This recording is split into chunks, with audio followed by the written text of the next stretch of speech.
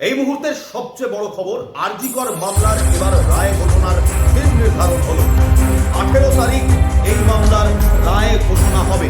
আরজি কর ধর্ষণ খুনের মামলার বিচার প্রক্রিয়া শেষ, রায় প্রদান হবে, রায়দান হবে 18 তারিখ।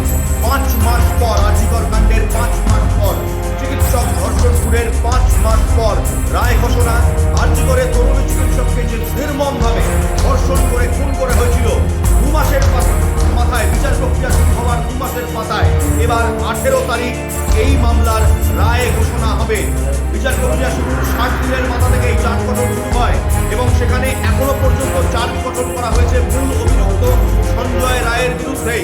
18ই জানুয়ারি আরজি কর মামলার রায় ঘোষণা হবে। এই মুহূর্তের সবচেয়ে বড় খবর, 9ই আগস্ট আরজি করে 9ই আগস্ট 2024 আরজি করে চিকিৎসককে ধর্ষণ করে খুন করা হয়। সেই মর্মান্তিক ঘটনা ঘটে এবং সেই মর্মান্তিক ঘটনার পর প্রায় 5 মাস পর চার্জ গঠন করা হয়েছে। চার্জ গঠন শেষ, সঞ্জয় রায়ের বিরুদ্ধেই মূলত চার্জ গঠন করা হয়েছে এবং 18ই জানুয়ারি এই মামলার রায় ঘোষণা। সেদিন বিচারপতিরা কি বলে তার দিকে তাকিয়ে থাকবে